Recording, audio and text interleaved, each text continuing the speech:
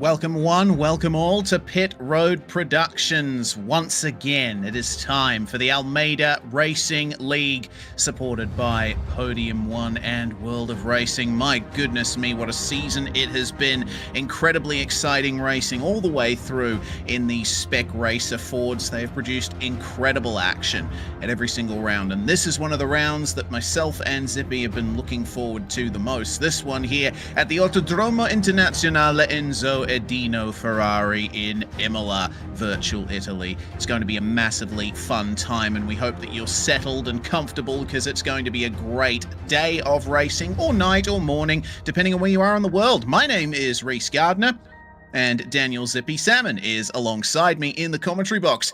Zippy, you're quite the fan of Imola, I hear. Yes. You're already a fan of these cars. We've made that pretty obvious from the very first round of this season, so this is pretty much perfect for you, isn't it? Oh, absolutely. Certainly Imola, it's on the Princess approved track list, Reese, and it's one of them that I really enjoy. I definitely think there is a few challenging corners, and I have a feeling a few people may indeed meet the fatality of those sausage curves if they start getting a little bit too flirtatious with the track limits. But I got to admit, I think the final chicane is probably going to be the biggest challenge. That right hand and that left, you can get very aggressive with the cut, but go too sharp and they will absolutely crucify you with a slowdown penalty. But I got to admit, Reese, this is probably one of the most favoured rounds, I'd say, from this season, that I would most want to be out there on the track driving. The straights are long enough, you can get a good slipstream. There's going to be passing opportunities there into turn one. I think we're going to be in for a good day of racing indeed. Yeah, absolutely we are. The drivers already out in their qualifying session at the moment. Of course, Imola, one of many fantastic circuits that we are going to this season. We've already been to some absolute belters as well. Montreal to start off the season, then Tsukuba, Sebring, Watkins Glen, an endurance round, then Interlagos and Chicago Street Circuit, rounding out the first half of the season.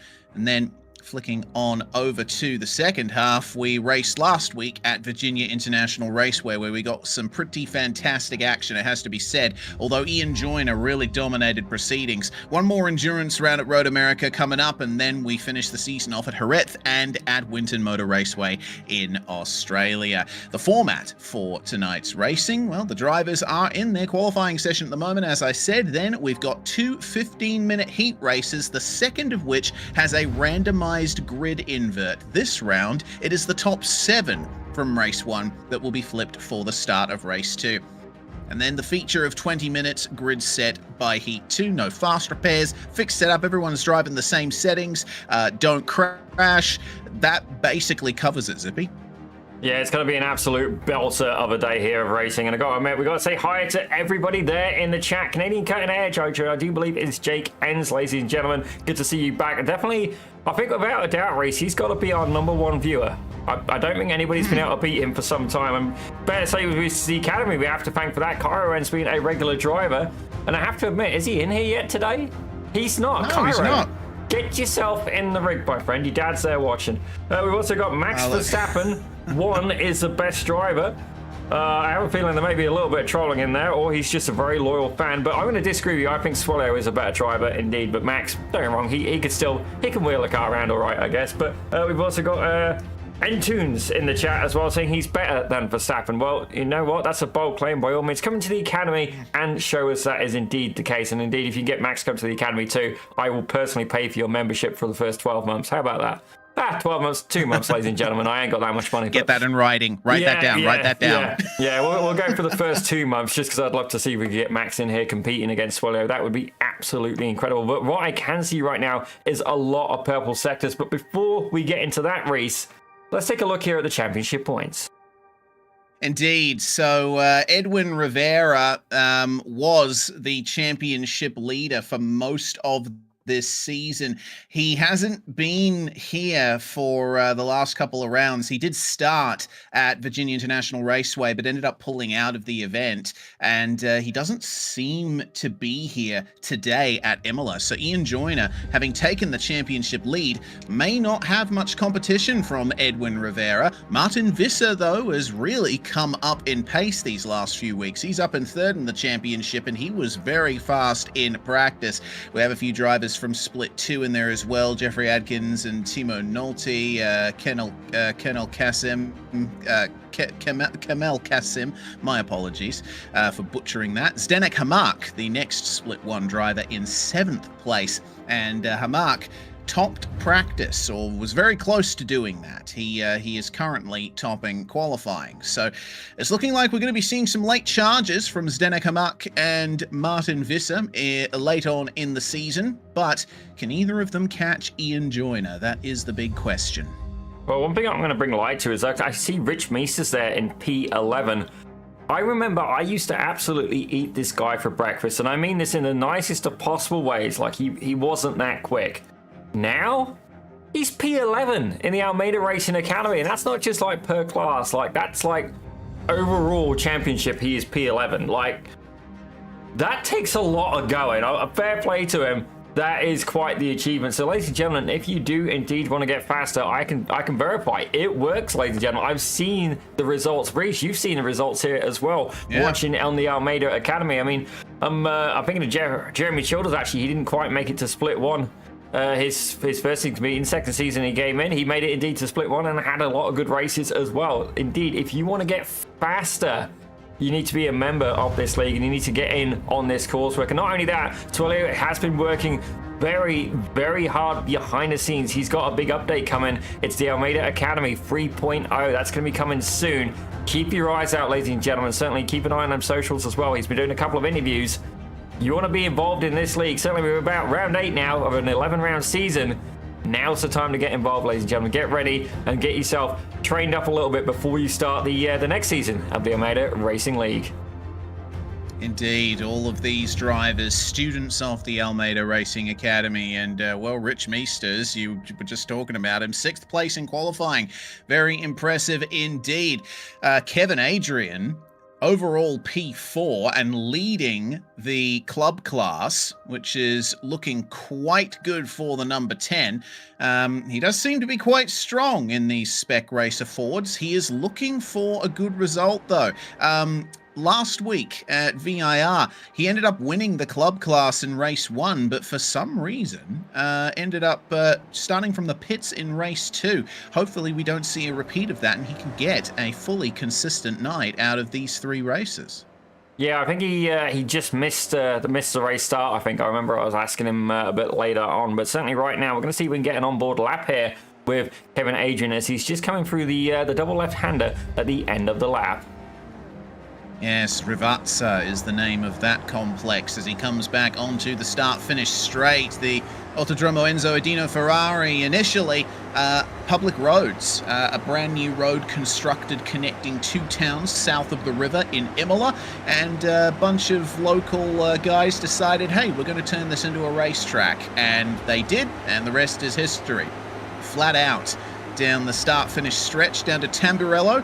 The first chicane here used to be a long sweeping corner that was taken flat out, but unfortunately in 1994, Ayrton Senna crashed right there on the right, and that was one of the fatal crashes that brought about many sweeping changes to circuit and safety standards in motorsport. This corner at Villeneuve, this chicane, is where Roland Ratzenberger has his fatal crash the same weekend. This circuit is steeped in history, but some of it is quite dark, but it is history all the same. Out of Tosa, the hairpin, and then up to the second part of the lap, which really still has that sort of public road character, I have to say. This is Piratella, this fast sweeping left-hander. Got to be careful not to go too far onto that green AstroTurf.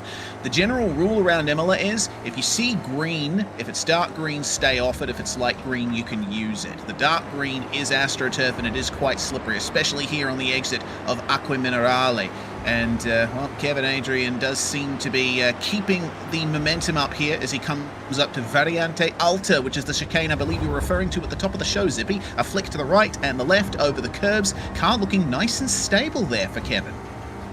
I gotta admit, that was an absolute belter of a chicane there. I definitely cannot take it that well. It's such a balancing act. You want to try and carry as much speed through as you possibly can. Here, I think we're going to see a couple of instances, double left-hander, because you're going down a hill a little bit there, and I do find it can actually be quite hard to get the vehicle slowed down. Maybe getting a little bit too much weight on the front of the car can make it a little bit light on the back end. But here we see Kevin Adrian is absolutely flying. It looks like a tidy lap. We got a couple of greens, a couple of orange in there. Are we going to see him improve from P7, albeit he is leading the top class overall?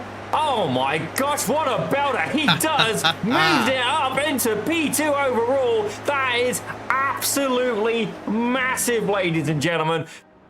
I'm happy for the guy, but that is such a huge leap there. His nearest competition is this man, Yan Cheek, who's currently back in P12. 10 places, ladies and gentlemen. Kevin Adrian is on fire today. And he did that lap without a lick of slipstream. That's incredible. Oh. I would have thought that slipstream would be the only chance you'd have to make your way up onto the front. Brandon Priest, though, has been the one who's capitalized on it all. He currently sits on provisional pole and the only driver in the 1 minute 58 second bracket in qualifying. Worth pointing out as well, Kevin Adrian ran his lap only 1,000th of a second faster than Zdenek Hamak. So this is looking like quite a competitive front of the field here today. Yeah, honestly, it's going to be absolutely incredible racing. It looks like Zdenek Hamak has got a little bit of traffic around him. I do wonder if that's going to impact him. But look who is sneaking behind him. This definitely is not an accident here. Martin Visser has said, thank you very much. I know that the number 14 car is quick, and I'm going to do exactly that. I'm going to tuck in right behind them and see if I can get a draft. I don't know if it's going to be beneficial for him this lap, but we're going to have to wait and see there. Certainly, a couple of drivers there flirting with the track limits. I know you can go over quite a lot there, Reese. I'm just not sure how far you can go over. I think if you go past the white line, I believe you would be marked as an off-track. As here you go through the chicane. I don't know if this lap is going to be the one for Martin Visser, but if anything at this point, I feel he probably wants to back up as Brandon Priest has gone purple in Sector 2. Oh, he certainly has. May we see Brandon Priest increase his margin up at the front of the field. So looking over the track rules here, the cut track rules, it is the edge of the red and white curbing that is the track limits around basically the whole track. So I think everyone was legal on these laps. So we'll see these times come across here. The start-finish line right there. And Ian Joyner will go to the top on a 158.913. Yanis Theophanopoulos making an improvement as well from 18th to 14th. So some good stuff happening from the drivers in this general area of the running order. But I got to wonder, Brandon Priest, will he be able to respond to that lap from Ian Joyner? I wonder if he's abandoned his lap at this point, or we might see a surprise from him. For now, on board with the number 14, as we find Zdenek Hamak trying his best to break into that top three that he would have seen in practice. Rich Meesters up into the top three now. Fantastic lap from him. Yeah, I'm just having a look who is at the back of that pack. Well, no surprises, ladies and gentlemen. It's Ian Joyner. And I say that, look at this, Meesters. That little fox, he's put himself up in P3 overall. Fair play. Yes, indeed. That is what I just said, Zippy. Oh, I was multitasking, Reese. I've got to admit, I was multitasking. Clearly not well, but fair play to him. It's just so hard to... Oh, whoops, by mine. Yeah, all right. See you, mate. Exit stage right. Yeah, indeed. Spec Racer Ford, a very easy car to lose when it comes to the rear end.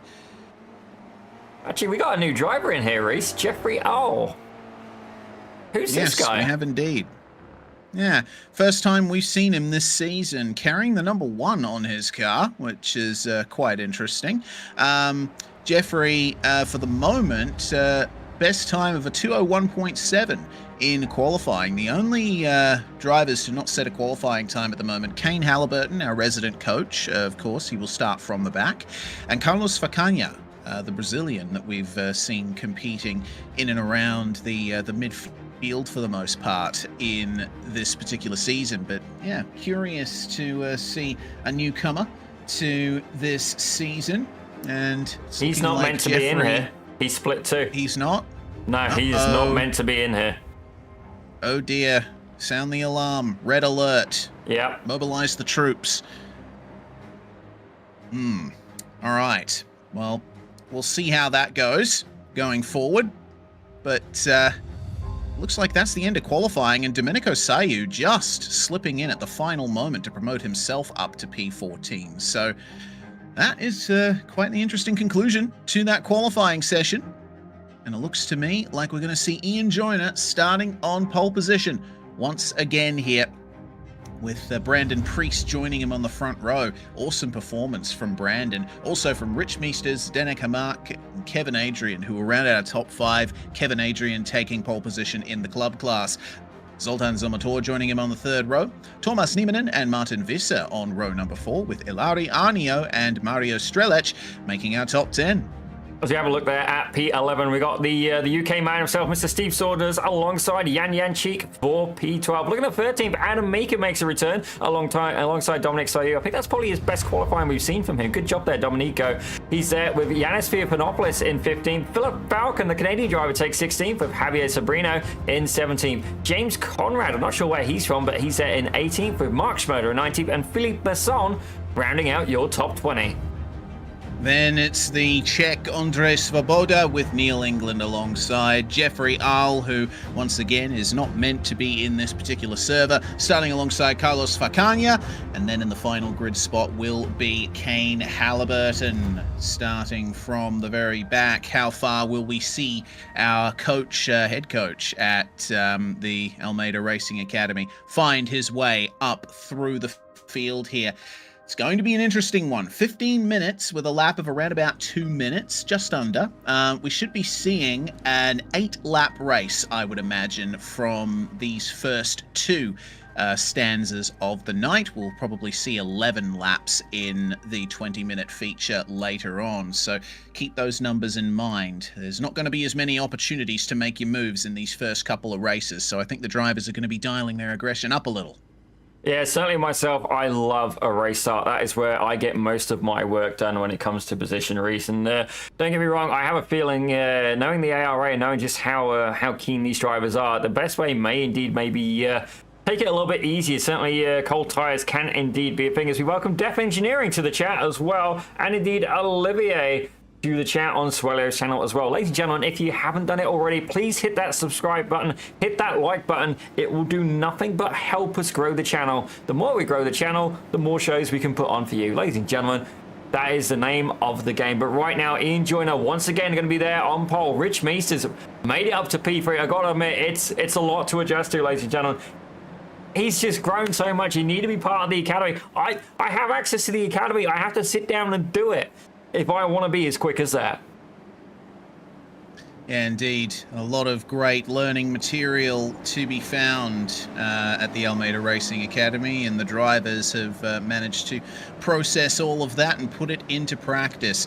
Ian Joyner, though, up the front of this field, he is, I think, closest to being head and shoulders above the rest as I've seen from anyone this season, apart from Edwin Rivera. And I do hope that Edwin comes back for the next round and helps make it a close title fight to the end of the season. We've still got a few more rounds to go, and we can't let Ian Joyner get away with it completely.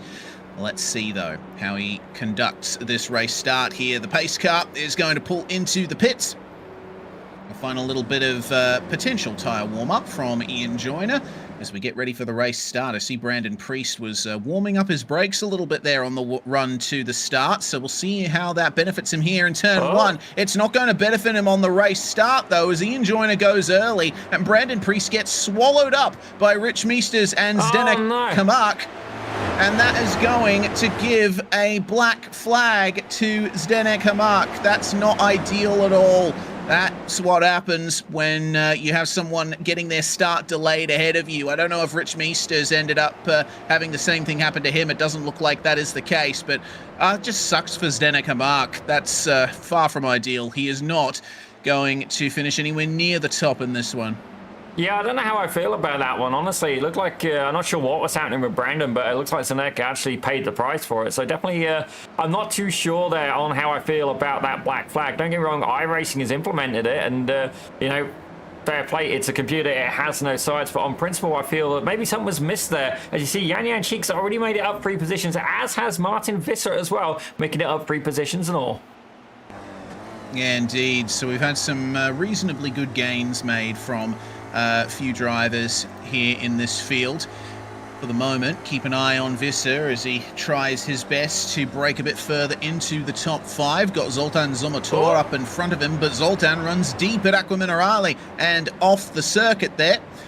Does not get a slowdown penalty for that, so he's escaped that for the moment. For the moment, though, Thomas Niemann now has a front row view to this fight here. Kevin Adrian not quite able to get past Zomotor, but I'm sure with the pace that number 10's carrying, he'll have a fair chance to do it. The top 4 seem to be breaking away, and it looks like Brandon Priest has stayed within touch of Ian Joyner. He will get the slipstream down the start-finish stretch. Yeah, certainly Joyner will be keen to try and check out. We've seen him do it race and race again. Ladies and gentlemen, if that man gets let loose, he is indeed going to check out. What we haven't seen much of is bump dropping or indeed bunny hopping here with the Almeida Racing Academy. And it looks like Kevin Adrian may be thinking about that as well. As Zdenek Hamak brings it down pit road. And yep, already we're seeing fight here. Kevin Adrian looking to try and capitalize and move up ahead of Zomotor. He's going to be on the outside of turn 1. He is indeed, but we've seen in the past, side by side, at least I've seen it work out okay. You just got to stay off those curbs, and, well, you see that Kevin Adrian staunchly defends, and through comes Thomas Niemann, deciding, hello, I'm going to grab not 1, not 2, but maybe 3 positions out of that. And Ian Joyner is now under big pressure from Priest, Meesters, and Visser at the front of the field. This is turning into quite the intriguing race. Yeah, this is going to be an absolutely fantastic battle here. Certainly Ian Joyner would have wanted to pull away, but the straights of Imola are indeed absolutely beneficial for these cars. The slipstream very potent, and indeed all 4 of these cars are going to be in a tandem. It's like we got the bobsled team going, ladies and gentlemen. These guys are going to be battling out, but we're going to take a quick peek here with Zoltan Zomotor now as he's getting really close to the back of Mario Strelak, who's currently up there in P8. Yeah, Zomotor losing a few positions on the first lap, so he'll want to try and gain those back post-haste. I don't know how successful he's going to be, though, because it seems like everyone is having some trouble with consistency here in the first couple of laps, except those at the front of the field. And just as I say that, Javier Sobrino turned around there. Yanis Theophanopoulos involved in that as well. Oh, dearie me. So that's our first big incident of the race, a bit of a coming together at Acqua Minerale. A corner where it's very easy to happen. It looks like a slide for Sobrino, and Theophanopoulos really couldn't do much about that. Yeah, it looked like he'd already started to lose the car, and it just, again, nothing he could do here. Is Mark Schmerder and Andrzej Swoboda going side by side. I've got to say, Andrzej Swoboda, when he came in, started incredibly strong. We haven't seen as much form from him lately, but saying that, is already up 5 positions. As I say that, they are joint hard charger alongside with Yan Cheek now, who's currently up in, actually battling Kevin Adrian here for the lead of the club class. Yeah, great run up through the field from Yan Cheek. Had quite a few Pro Class cars separating himself, or Premier Class cars separating himself from Kevin Adrian. And it looks like he's going to grab Thomas Niemann as well on the way into Tamburello. Excellent move. And we'll see what kind of response Niemann has. And if Kevin Adrian can try and follow him through here. Just goes to show here, like, look at how far ahead the top 4 are now. The more of these side-by-side exchanges you see, the bigger that gap's going to be. And they're going to have to settle for just fighting for 5th. Look at Adrian then up the inside of Niemann. Beautiful move at Tosa, but it looks like Niemann is going to try and get him back here. Bit of a better exit from the hairpin. Yeah, they're having some fantastic racing, but in the long game, all they are doing right now is opening themselves up to the attack from behind of Mario Strelak. He's starting to make his way there. Don't get me wrong, I'm all for good racing, ladies and gentlemen. That is indeed exactly what we're getting, but already Yan Cheek has managed to pull away 0.6 of a second. These guys need to get it into single file, put their heads down, and keep an eye on the long battle ahead if they want to try and get up there to the podium. As you can see there, Yan Cheek now pulling away even further, 0.9 of a second, ladies and gentlemen. Right now, it is the absolute jackpot for him, as it looks like Steve Saunders is getting into a battle as well. Yeah, Saunders now getting amongst it here. Zoltan Zomotor ahead, but wow, Saunders really backed off into Variante Alta there. That's certainly not the entry speed that I would usually expect but he's kept it safe, he's kept it stable. He has remained just on the verge of the top 10 for the moment. So here we are then, again, with our top of the field, Brandon Priest taking the lead from Ian Joyner on this lap. I believe it may have been slipstream into Tamburello, which is exactly what Ian Joyner is going to attempt to do right back to him. And look at the slipstream that Martin Visser has here as well. Brandon Priest can do nothing but watch Ian Joyner sail by him, and he has to try and defend from the 137, who's right amongst it here. Meesters is just holding onto the back of that pack, side by side between Kevin Adrian and Thomas Nieminen, as Jan Cheek tries to skip away from them, but it's very easy to fall into the clutches of those behind at Imola. Joyner successful in getting past Brandon Priest for the lead, but for how long? I think there might be a bit of back and forth between these two to come. Oh, 100%. It looks like if you're able to get a draft from not one but two cars going down the front straightaway, it is absolutely huge. Rich Meese is there. I have a feeling either he's barely holding on with the pace, but all of these drivers ahead have hit the 58 so far. Oh, no, I say that. Just one of them has hit the 58s. That's Brandon Priest into the 58s, ladies and gentlemen. And indeed is Martin Visser as well. As it looks like Adrian, oh my, let's have a look back here. Something's going on. Yep, Jan Cheek and Kevin Adrian are going at it again as well. And Adrian there, he's there on the right. He's going to be a very tight inside line. I have a feeling we've seen a bit of this so far, Reese. Where contact! That was definitely contact. Jan Cheek able to keep it on course though. As I have a feeling we're seeing a little bit here where literally you have the speed. Like Niemanen's going to be in this boat right now. He's got the speed, but there's literally just nowhere he can go unless he wants to force it free wide. As you see there, Jan Cheek absolutely slides up down the middle. He's going to have a compromised exit speed. Great move. Fair play. It was a great move, but he's now going to have a compromised exit, and Adrian's going to be right up behind him. But I have a feeling going down the straight, Nieminen, if he can find the real estate, is going to absolutely slingshot them both. Yeah, I mean, if you can count on Jan Cheek for anything. Oh, no. Loses the rear end at Rivazza and has ended up losing the front bodywork of his car. I was about to say, you know, what you can count on Jan Cheek for is going for those dives and making those moves. It's always a pleasure to watch him battle, but unfortunately it seems the car got away from him there.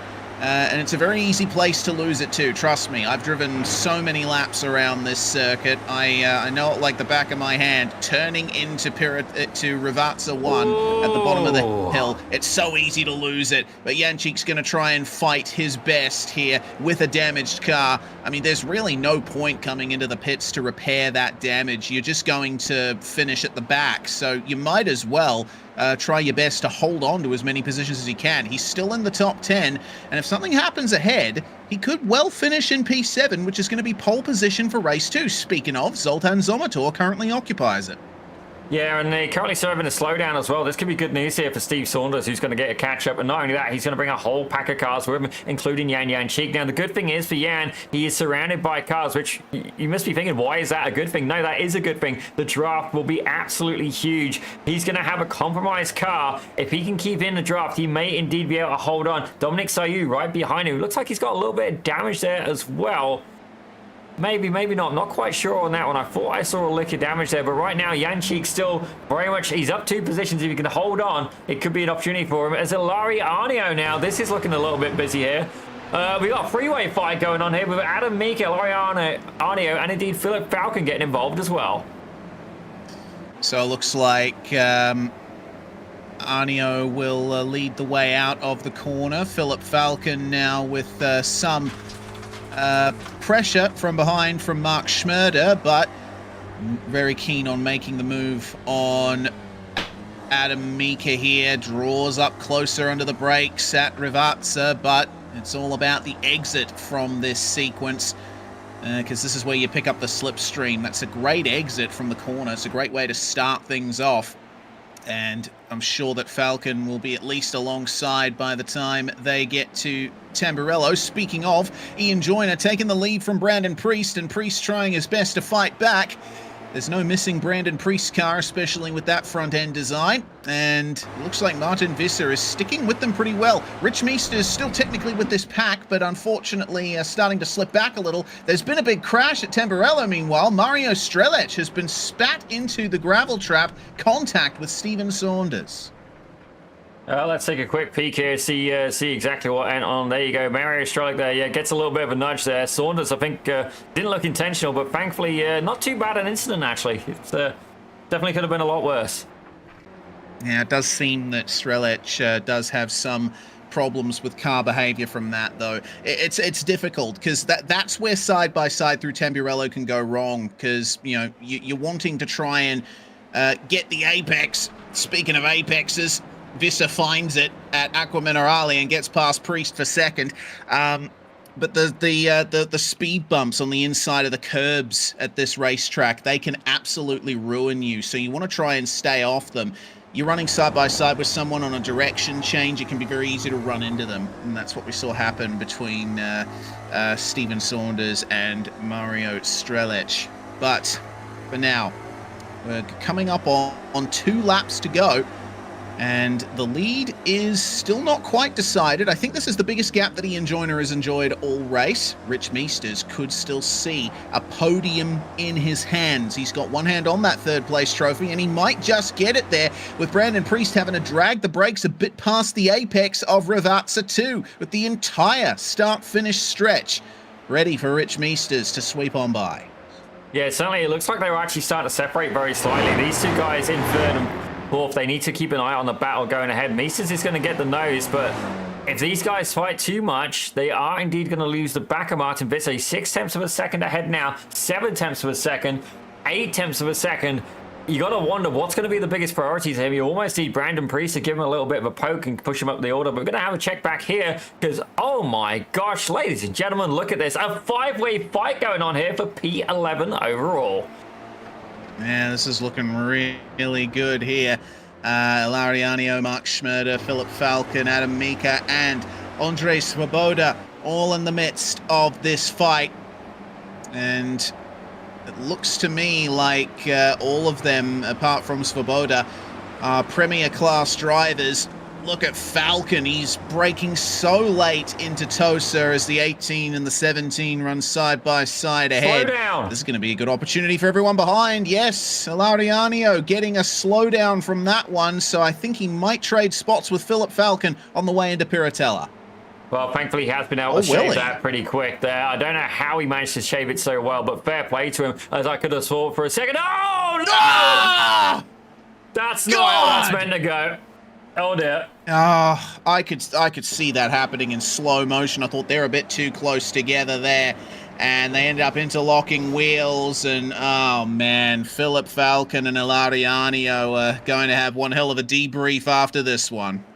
Yeah, that's definitely not what they had in mind, but it looks like Rich Meesters now serving a slowdown. This could be absolutely catastrophic. If Brandon Priest is able to get away, that will indeed be the end of his chances of getting up onto the podium. Yan Cheek, though, I've got to say, fair play to him. Despite the fact he's got the open concept spec Ford going right now, he has indeed recovered and is now battling there with Steve Saunders despite the damage. But in a straight line, I'm pretty sure he's going to be very much as a disadvantage there. As you see Saunders pulling ahead, I think if I was Steve Saunders, I would try and stay side by side with him as long as possible. And indeed, oh my gosh, Priest has gone wide.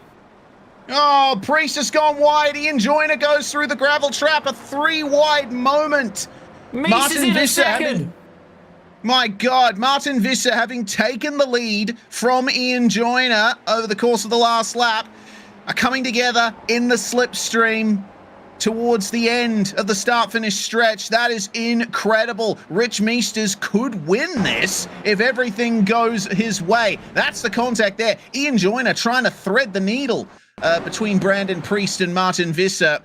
Ultimately, Brandon Priest getting knocked off the circuit and Joyner braking way too late. Couldn't woe it up in time for Tamburello and had to clear the slowdown as well. So that's your top 3 now as it stands. Brandon Priest has lost touch with these 3, and Ian Joyner will want to try and get back past Meesters. Meesters wants to catch up to Visser. Who's going to take the win here?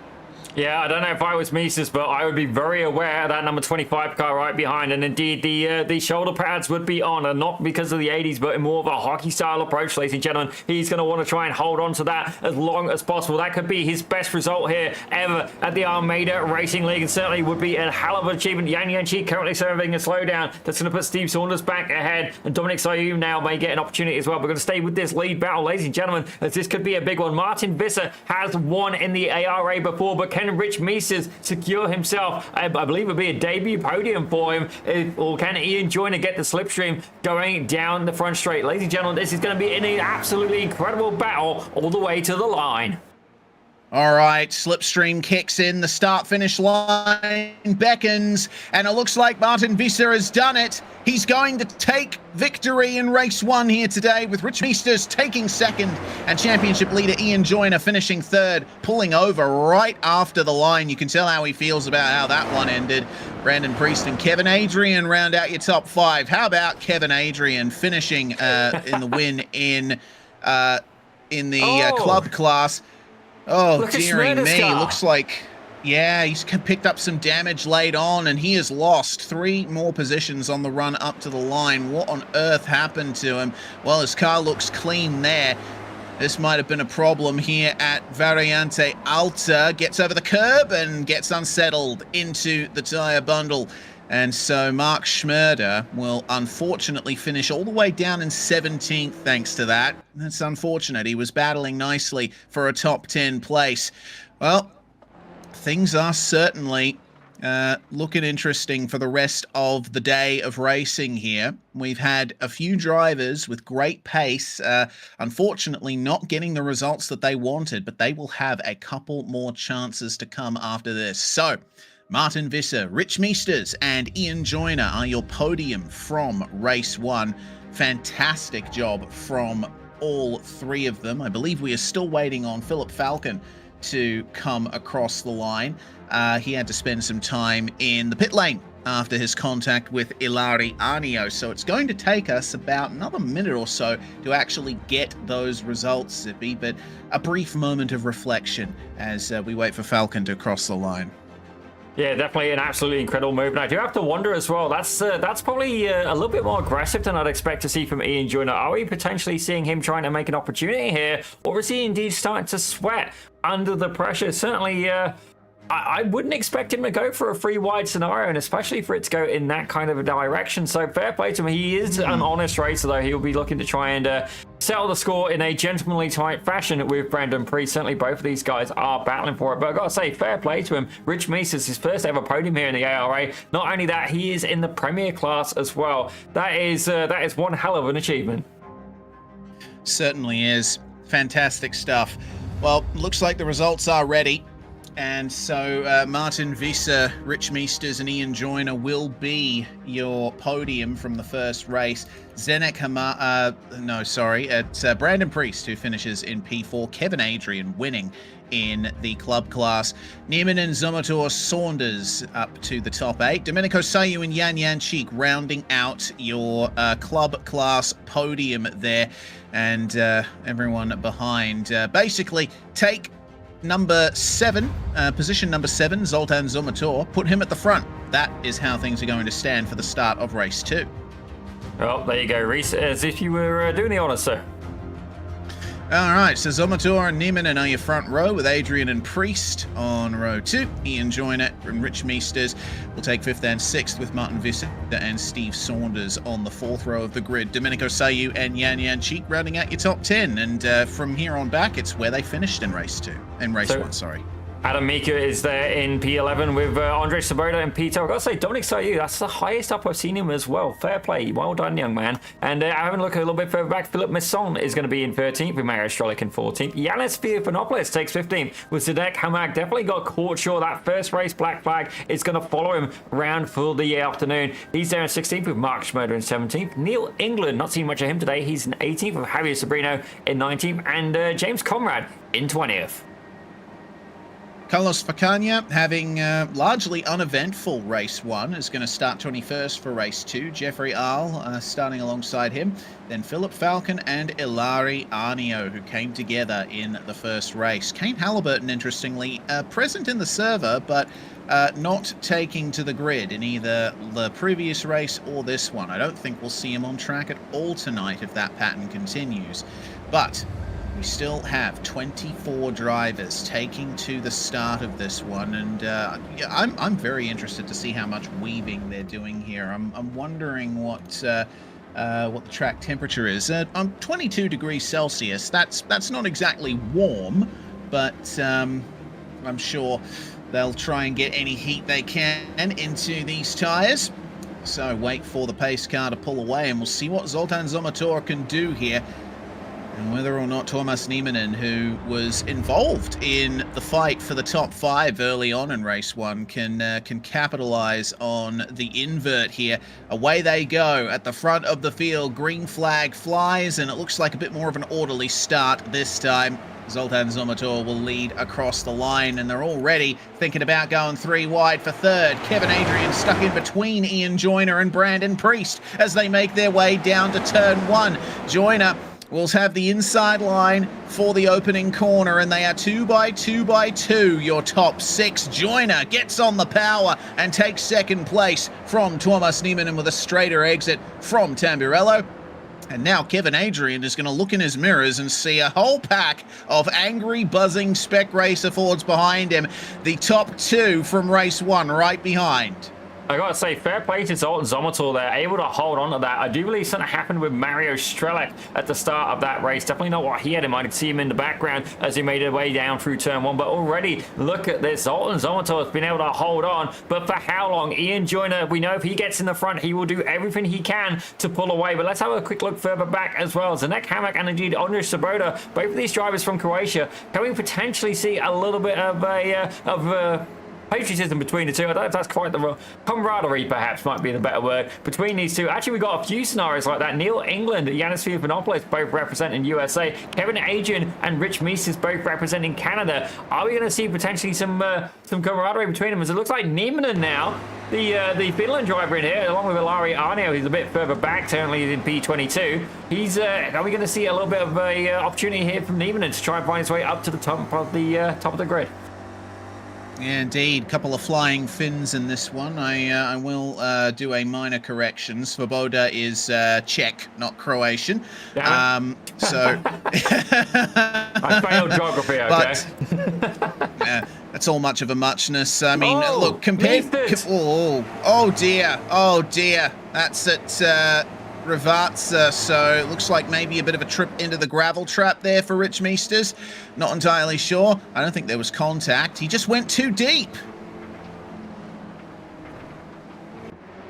Well, don't get me wrong, it's good to see that he managed to get a podium, but that is not the way to celebrate. It's indeed, the battle is back on for the lead of this race. Ian Joyner has managed to take it going down, heading into turn 1, but right now, Zoltan Zomotor has got even more to worry about. He's got Thomas Nieminen, he's got Brandon Priest, and Brandon Priest looking to try and make a move there, up ahead of Nieminen. He is so close to the back of that car, they are almost touching. Are we going to see a move up on the inside? Kevin Adrian right behind. Brandon Priest holds off, but for how long as they make their way around the right-hander and head towards the hairpin?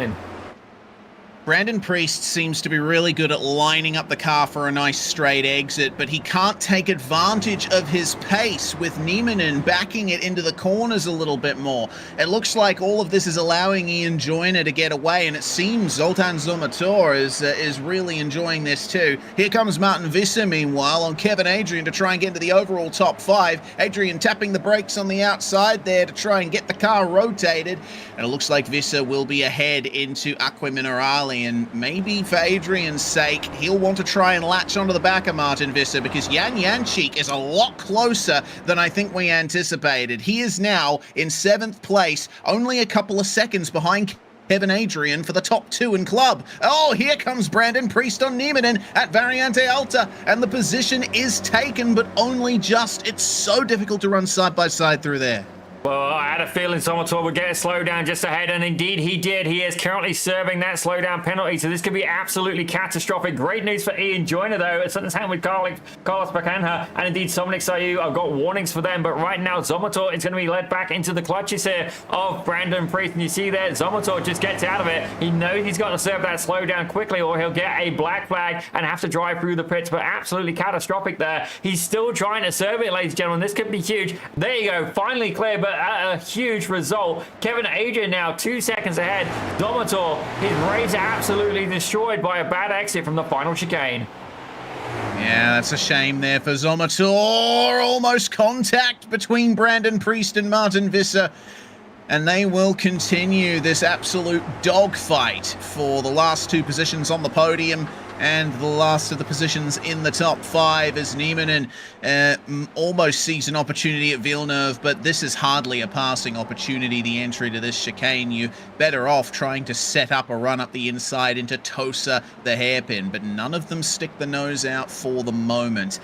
Context for what happened to Domenico Sayu, he ended up catching the curb a bit too hard at the second apex of Variante Alta, and as he slid, unfortunately, Andrei Svoboda tapped him around. No fault of Svoboda's, that's just how it ended up transpiring. And it seems that Svoboda has lost his front bodywork as well. I'm looking at him on my end. I'm not entirely sure how that happened, but he will try and make the move on Philip Falcon at Piratella regardless.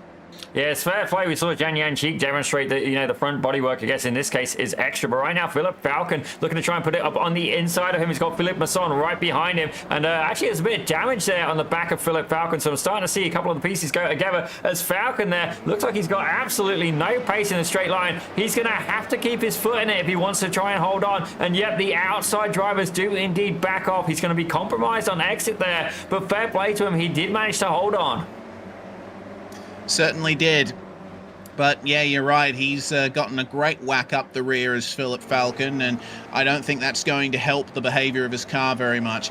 Zdenek Hamak, meanwhile, has worked his way back past Jan Janchik and up into 6th place. But they've got a great gulf between themselves and the top 5. Looks like about 3 seconds or so that they will have to make up to Kevin Adrian. I think these guys will have to work together somehow.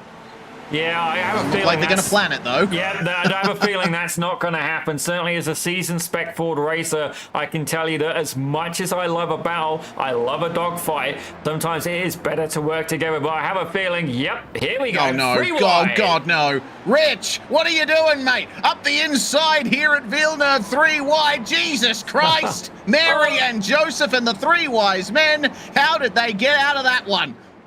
I had a feeling, honestly, out of everybody, I think Rich was going to emerge victorious there, but I had a feeling that Zdenek Hamak was indeed going to be the meat in that sandwich, but look what has happened as a result. Zoltan Zomator is now in it as well. Zdenek Hamak and indeed Adam Mika there. All of these guys, we're going to have a 5-way fight with Steve Saunders going to get a front row seat to the show, free of charge, ladies and gentlemen. If something happens with these drivers, he will indeed be able to capitalize on it, as it looks like Jan Janchik and Rich Meesters now going at it as well. And now the door opens for Zoltan Zomator, or does it? It doesn't look like it. He's going to do the wise thing and back off into Aqua Minerale. You do not want to go side by side through that corner unless you're very well prepared and really trust the drivers around you. It looks like Zomator will try his best to defend now from Zdenek Hamak here at Variante Alta. The move is made at the first apex, but they have lost touch just about with Jan Janchik and Rich Meesters, who now head that battle for P6. I wonder if these two are going to start working together a little bit. I'm sure they're aware that there's still 4 laps to go in this race, but Janchik seems pretty intent on getting it done on Meesters, and there's a touch and a touch again, and somehow Jan Janchik has straightened out Rich Meesters side by side. Then Zoltan Zomator, oh God, there's more contact, and everyone in that pack gets involved. Oh, that was incredible. I gotta say, Jan Janchik, he put a nose in where he probably shouldn't have done. You could almost see like the cartoony bubble pop up with a couple of hashtags in it. And then he's like, okay, I can fix this. Fixes it, and then in comes the other car. That was a lot going on, but it was incredible. We Yeah. were literally discussing it in the chat, how, you know, Yanchik is quick, but sometimes he's just not the most consistent. That move there is what is costing him races, and I want to see him, you know, I love seeing a good race. I love seeing a good battle, but that's what could have indeed ruined him. As Rich Meesters now, he is flirting with danger, and it's fair to say he just got a slap. Oh, yes, a slap right into the gravel trap out of Villeneuve, and he is going to have to stop and let all of the drivers go. I think, yeah, the stress is just too much sometimes. Oh, great avoidance from Jan Janchik, I have to say. He very narrowly escaped being involved in a second crash with Meesters there. My lord, I barely have any processing power left in my brain after that last lap. We've still got a 20-minute race to go after this.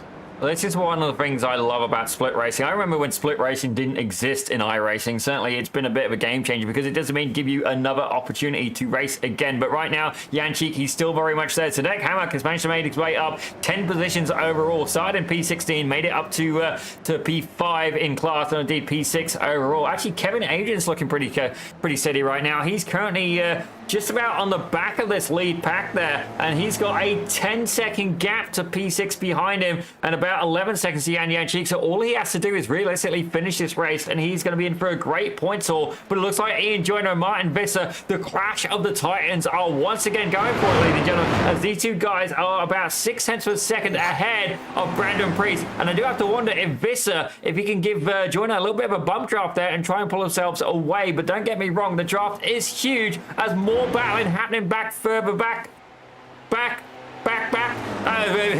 And Chick there, and so that kind of like, yep, going for it. Thanks, Chris. So, Jan Janchik managing to defend from Zdenek Hamarkin, holding on to P6. You know, all that being said in the last couple of laps, still an impressive drive from Janchik that he's been able to hold on to this position in spite of everything that's been going on around him. Rich Meesters has picked up a black flag meanwhile and another slowdown, so his races, his night, his day of racing has just gone from incredible to you know, hopefully you can forget this quickly. For the moment, we'll see if Philippe Masson can hold on to 14th, because he has got Philip Falcon and Andrei Svoboda, both with varying states of damage, right behind him. Once again, there's so many battles happening in this race. Yeah, I almost feel that we need to get a second broadcast going just for some of what's going on here. But it looks like I've seen a bit of movement going up there. Yeah, it's a Deck Hammock taking a little bit of a scenic route there, and now getting served the slowdown just to really add insult to injury. Let's try and find out exactly what happened. Yes, looks like, I mean, he has been struggling a little bit for pace, and it looks like the run into Aqua Minerale was what did it. He went a little too deep there. He was trying to defend from Jan Janchik, and a little bit of grass resulted in a lockup. So Hamak taking the old line around that part of the circuit. 2 laps to go then at the front of the field, and once again it's Martin Visser versus Ian Joyner, with Brandon Priest deciding, hey, I've got a run here, maybe I can make it 3 wide. No space to move ahead of Joyner and still be alongside Visser. Oh. So Ian Joyner just sneaks contact up the inside there of Priest, contact, and Priest is sent briefly into the grass and almost does the same thing right back to Joyner. Martin Visser says run away as these guys are going side by side into the fast chicane at Villeneuve. Priest gets the move done on Ian Joyner. Niemanen and Adrian still right in the thick of this battle, and Visser isn't out of the woods yet either. The gap is only 6-7 tenths of a second. That's all you need for a strong slipstream. Yeah, certainly you see Visser there trying to break the draft look, and it's fair to say it's not going to work for him. But Joyner and indeed Niemanen are very close together. They're very much going for it. Kevin Adrian, I have a feel, is playing a tactical game. He is just hanging there, trying to stay with this lead pack and seeing if something will go wrong that he can basically slipstream and get a few more points. Maybe go for a last lap dunge going down to the start-finish straight. Certainly that would be my tactic. He is not involved with these four Premier Class drivers ahead. While points are scored overall, he's a aware that he's got 12, 13 seconds to Sadek Hamak, who's actually, he's still up there. He's currently in there in P6, ladies and gentlemen, overall, but he's got the time. Even if he drops back, it is not the end of the world. Just try and stay with this pack, see if you can pick up a few freebies at the end. Oh boy. Well, the adventures of Philippe Masson and Philip Falcon continue here. And also for Mark Schmerder, who's managed to make his way back into the top 10 with a very battered number 17. Things are working out a bit better for him than they did in the previous race.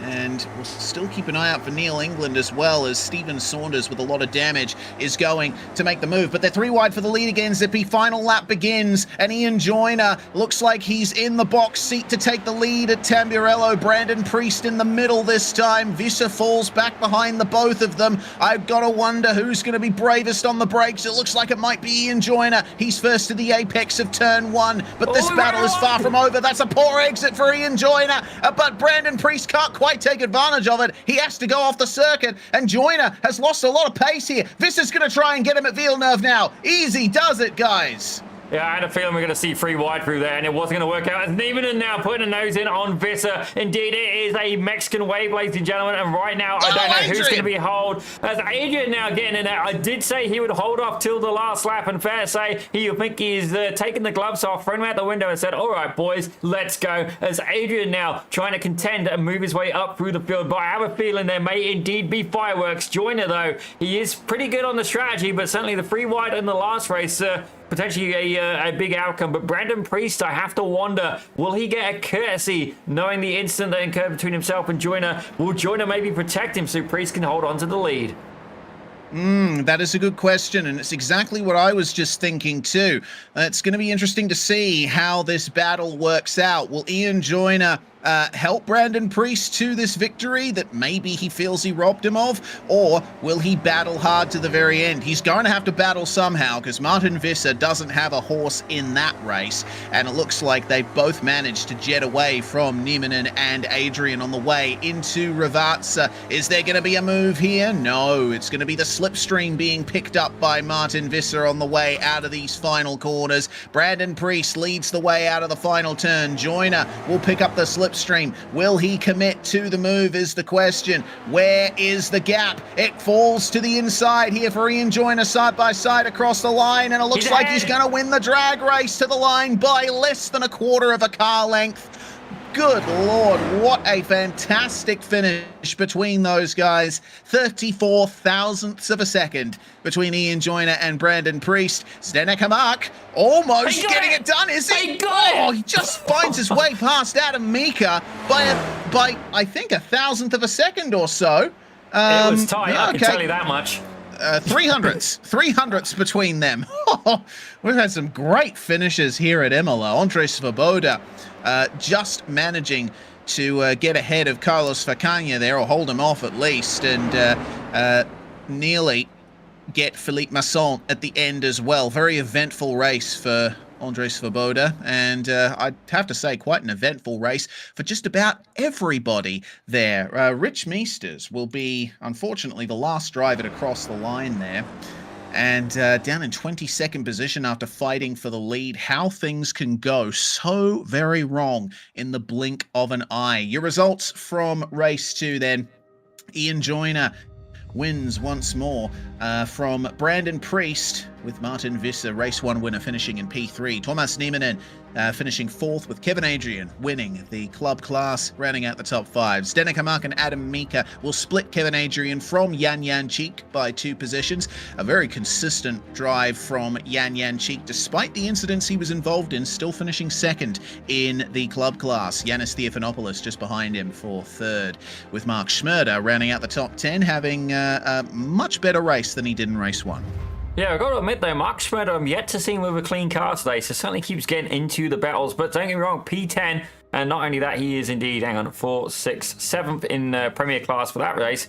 He's managed to get away with it, but right now, James Conrad, he managed to score 11th with Neil England in 12th. Steve Saunders, he's got a little bit of pace in him today. He's in 13th with Philip Falcon right behind him, 14th. Javier Sobrino is there in 15th with Philip Masson in 16th. Andre Svoboda in 17th with Carlos Bacanha in 18th. Ilaria Arneo in 19th, and Dominic Sayu rounding out your top 20. Yeah, Jeffrey Al finishing in 21st place, ahead of Rich Meester's last finisher on the lead lap. Zoltan Zumator and Mario Strelec finishing 1 and 5 laps down, respectively, with Kane Halliburton not taking to the start. So, time for us to take a deep breath and give the floor to Suelio Almeida for about 30 seconds or so, as we're now on the warm-up. If you're a racing driver and you want to reach an advanced level, there's a faster and easier way to become competitive. I've gone from this to this in 5 years. Now, we've created the perfect free driver development guide to help you understand the right order of racing skills to develop if you want to become a competitive driver as quickly as possible. This guide was made after 3,000 hours of combined high-level coaching.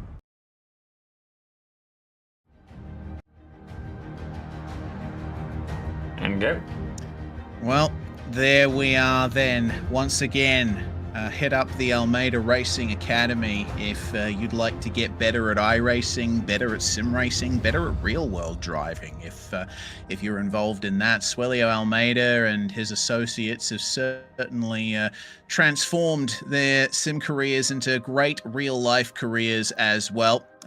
We have talked to Connor Bell quite a few times on these streams, and he's having some great success in NASCAR Canada. Suelio Almeida racing in the real world in IMSA competition as well. So it's fantastic to see the pedigree that has come out of sim racing in the past few years, and the fact that those drivers are giving something back to the community by allowing their allowing other drivers to learn from them directly. Really fantastic to see, Zippy, and I'm really looking forward to seeing how that is put into play with these students racing as well as they have. Yeah, I've got to admit, it's been an absolute belter so far, Reese. I think this is probably my favourite round we've had this season. I mean, the racing's just incredible, and I think we've had it for a couple of weeks now. We've had a couple of different tracks where we've just looked at them. Like I said, this is a really good teaching track. Like we was at Magny Cours recently. First time I've been there, and I'm just looking at it and thinking, okay, Suelio, this could be a good one to, it's got so many opportunities for like the over and the undercut. Don't get me wrong, Suelio, way quicker than me, and for a good reason, ladies and gentlemen. He is indeed a master and the #1 sim racing coach in the world. But definitely we've seen Imola, really, really great track to try and get some passing opportunities in. Not only that, you got a lot of strategy in play as well. But I do believe we're gonna have to make a pit stop for this final race, so we're gonna see maybe a little bit of mix up in the driver behavior for the final race of the day. Yeah, we'll have to wait and see. I believe every other time we've run this format, there hasn't been the need for a pit stop in the 20-minute race, but we'll have to wait and see on that. You'll definitely need to take a pit stop in the endurance format of 40 minutes. So, yeah, we'll see how that works out when the drivers get to those. But for now, just a couple more seconds until we have the feature lined up. I think considering the form of Ian Joyner, Brandon Priest, and Martin Visser, they're still going to be the protagonists up the front. I think that Nieminen is going to try his best to stick with them. Kevin Adrian has had, I think, just about the most perfect night he's had of the whole season so far, consistently finishing 5th and 1st in the club class. So let's see if he can repeat that. Yeah, certainly, it's definitely a good day if you can have, not only that, you start getting 0 incident races as well. That is indeed the way to be successful. But it does look like there's a little bit of rockery there in some of the grass here at Imola. Yeah, just a little bit. The grass at Imola is always an ever-present factor. It is an old-school circuit, to be sure. There are a couple of concrete and tarmac runoffs in places, but mostly it has those old-fashioned gravel traps and grass lining the circuit, so you do need to be careful if you end up going off. It's time for the final race of the day. And starting in pole position will be our championship leader, Ian Joyner, with Brandon Priest alongside. Can Brandon get a win out of this one? He needs to nail everything here. Martin Visser and Thomas Nieminen on your second row, with Kevin Adrian and Zdenek Hamak on row number 3. Adam Meeker and Jan Janchik on row number 4. Yanis Theophanopoulos in 9th. And Mark Schmerder will round out your top 10 on the grid. As we have a look there, P11, it's going to be James Conrad alongside Neil England. In 13th, we got Steve Saunders with Philip Falcon alongside. In 15th, we got Harry Sabrina and Philip Masson rounding out your 8th over the grid. Took me a minute there. Andre Svoboda's there in 17th with Carlos Bacana alongside in 18th. Ilari Arnio takes 19th with Dominic Saiu, closing out your top 20. It's Jeffrey Isles starting out a P21 alongside Rich Meesters, who we're expecting to make a phenomenal recovery in this one. Zoltan Zomotor as well as Mario Strelec. I think all three of them should be finishing in the top 10 on pace alone, but they will be starting in the final 3 positions on the grid, with once again Kane Halibut not taking to the start here. So let's go one more time, once more with feeling here at Imola. A fantastic location for a racetrack, a fantastic layout, fantastic cars, fantastic drivers. This event has had everything so far, and there is yet more to give. Yeah, it's been an absolute belt, and I do have to wonder as well. We're getting some requests here from Jake Enns. He wants to see dirt track motorcycle racing and want to see sim racing with semi-trucks too. That last one, I do wonder if I could pull that off. I do know of a truck racing sim, but I don't know if you can like broadcast it. Certainly, Reese, would you be up for driving some of that? Would that interest you? Driving some of what? Sorry, I was looking at another window. Big semi trucks in racing environment. Big semi trucks. Oh God, yeah. I believe, Razor Studios sims have Formula Truck in them. That would certainly be an interesting proposition. I have driven them in the past, and they've been very fun indeed. But let's keep our eyes on these Spec Racer Fords in iRacing for just the next few moments as we get ready for the race start. Ian Joyner and Brandon Priest are your front row, and we have got the race of our lives about to happen here. This top 3 have been going at each other all event so far. Green flag flies, and Ian Joyner gets away. Brandon Priest and Martin Visser side by side. The slipstream picked up by Thomas Nieminen and Zdenek Hamak. And it looks like Hamak might just try to get Nieminen. Doesn't look like Niemanen's going to have much of a response for that, and Brandon Priest will get ahead of Martin Visser, with Ian Joyner trying to build a gap, but we know how this always goes at Imola. You might have a bit of a gap coming out of the first few turns, but they're going to catch you up by the end of the lap. Yeah, fair play to him. It looks like Zoltan Zomotor has already managed to make up 5 positions. Fair play to him. That is absolutely fantastic. As Yanis Theophanopoulos there. Don't know what quite has happened, but he's currently showing us back there in not even moving. I don't think he took to the start there. As indeed, the battles do continue. We've got to see all the way up. You've seen a pattern here. Single file all through the lead. Then we've got actually a little bit of a gap here between P12 and P13, between Steve Saunders and indeed Neil England. Yes, Andre Svoboda just making his way past Neil England there. Svoboda up 4 positions from the start, which is great to see. England, I think, half thought about trying to go for the inside at Aqua Minerale, but everyone knows by now that that sequence of circuit is very difficult to make a pass on. Hardest charger on the lap so far is Javier Sobrino, who's managed to find his way up to 10th, and Zoltan Zomotor has also gained 5 positions. He is now in 18th, so... Oh dear! Oh no, he's gone off at Variante Alta. And did he? Oh, he slid over the curb and the AstroTurf got him. The direction change. He tried his best to correct the steering, but the car overcorrected on him. And that's going to be Nieminen towing back to pit lane from that. Race effectively over for the number 13, who was a factor in the top 6 for both of the races we've run so far. He will see no further result like that tonight. Meanwhile, it is on between Kevin Adrian and Yan Cheek for the club class lead, and for the first time today, Yan Cheek will find himself in the lead of his class as they are 2 by 2 for the top 4. You see Brandon Priest getting a little bit of a wiggle there as the neck hammock starting to go down. The ball about making it 3 wide now. Yan Cheek now, what is he going to do? He is definitely an opportunist when it comes to race position. And yep, he's gone for it as he makes his way up into P3 overall, albeit very briefly as Brandon Priest returns the favor. Kevin Adrian right up behind. Zdenek Hammock in there as well. And Adam Mika joining in on this top battle. Oh, Yan Cheek running a little bit deep there. He's let Kevin Adrian and Zdenek Hamak back through there, but Yan Cheek does not give up in a fight.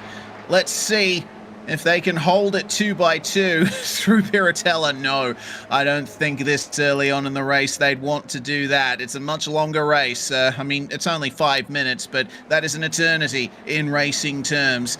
So Jančík, I think, is going to be pressuring Kevin Adrian like that the whole time from now. And Brandon Priest running a little bit too wide out of Aqua Minerale. That will cost him a tiny bit of pace and also get him an extra incident point, but one thing's for sure, everyone in the top 7 has a chance here. Yeah, very much so. For a second, I thought he was going to pick up a slowdown, but currently it's Dominic Sayu who's currently serving one of those. Actually, Philip Falcon just served one just a moment ago, and it looks like Ilari Arneo currently serving one as well. Indeed, I got to figure out a way to change that, because realistically for iRacing, it's actually a black flag that you get, ladies and gentlemen, a flashing black flag. But the SDK overlay is indeed filled, ladies and gentlemen. I say that Javier Sabrina, you guys are doing it on demand now, picks up a slowdown as well. That's going to potentially bring Jeffrey Arl, who's actually going to get disqualified after this race. They are a split 2 driver. Sorry, buddy, you've got to make your way up to this one. You've overstepped the food chain on that one, my friend. As right now, Philip Falcon under attack from Zoltan Zomator, who's absolutely blazing through. He's up 13 positions from the start. And it looks like he's getting a bit of a push from Philippe Masson as well. Moves his way through. Masson himself is up 3 places. Great to see. But yeah, Zoltan Zomator's run up through this field has been magnificent. I mean, he had been holding on to the back of that top fight in both races run so far, so makes sense that he would have a great pace advantage over everyone around him there. Jančík still holding on to 6th overall, and Kevin Adrian is still within range there. Adam Mika was briefly a part of this battle, but the number 31 seems to have fallen back slightly over the course of this lap, and I get the feeling we're about to see why. Yeah, just got a little bit too deep into there, but I have a feeling that Jančík may have a little bit of damage on the front of that car. Looking at the right front corner, I'm going to try and take a look from the back end of Kevin Adrian. Yeah. I do believe he's picked up a slight little bit of a wall wound during the battles. Yeah, that I think that was picked up when we saw all of that side by side through Tosa on the previous lap. Jančík was trying his best to get on the brakes as late as he could, but there were cars in front of him, and I think he just had a little panel rubbing going on there. It doesn't seem to have affected his pace all that much. Maybe he's just taking a lap or two to cool off, but the story will be told when they reach the start-finish stretch here, whether Jančík is carrying some damage. And one thing's for sure, Martin Visser and Ian Joyner certainly become very familiar with each other over the course of this event, and Brandon Priest has been right there as well. As it looks like Philippe Masson and Andre Svoboda both falling down the order slightly as Visser pulls out of the slipstream there on Ian Joyner. Oh my God, Svoboda getting right into the back of Masson. That is the first time I've seen a Spec Racer Ford do a wheelie, Zippy.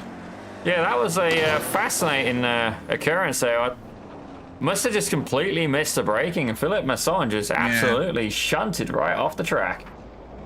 Yeah, Philippe will be feeling none too happy about that.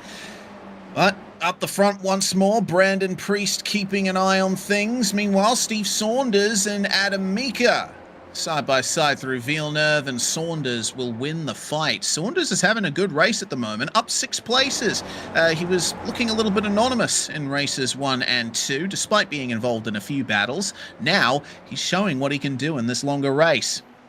Yeah, meantime, Ian Joyner and Zdeněk Hamak are still going at it, but don't get me wrong, Zdeněk's been applying the pressure, and it looks like Jančík is just about holding on to that draft. He has got to focus and stay with these guys. If he lets them get away, that's it. He is pretty much out to the wolves, ladies and gentlemen. But right now, if I was Jančík, I'd very much just be trying to stay in the battle, stay with the pack, and start thinking about moves later in the end of the race here. It looks like Neil England now going at it with Philip Falcon. Yeah, battle for 11th place. And we will see Ilariano and Rich Meesters, both drivers on a recovery from their race 2 result, rounding them up here into the final sequence of the lap. Oh, looks like Arneo had to delay his turn in for the left-hander there and will lose out in the short term. And actually, yeah, looks like Rich Meesters decided to have a go at the inside, and we couldn't see it from that onboard view. So, Rich Meesters up the inside at Rivazza. will get it done nicely, but that's very deep. Was that contact, or was that Ilariano catching the grass on the way into Ravazza? That is the question. Well, let's take another look here. You can see here Rich Meese is able to get side by side there, and we'll keep an eye on for the helicopter view. And I have a feeling Ilariano maybe just missed his braking very slightly. We'll see it here in just a second. Just braking on the curb. Yep, you're right. You called it, Reese. Tipped a wheel in the grass. Visser has gone off track. Yeah, we've had a big development up the front while we were looking at that replay. Martin Visser was... Oh, goodness me, now Zdenek Hamak with issues. It looks like the front group is starting to fragment here. Visser is going to get back past Hamak. But, yeah, I think he'll be none too happy about what happened at Tamburello. It just looked like a bit of understeer through the corner. Okay, so that's what happened to Hamak, but what happened to Visser is what triggered all of that. Visser up the inside of Brandon Priest, and then, yeah, honestly, I don't think there was much Priest could have done about that. He got squeezed a little bit by Visser.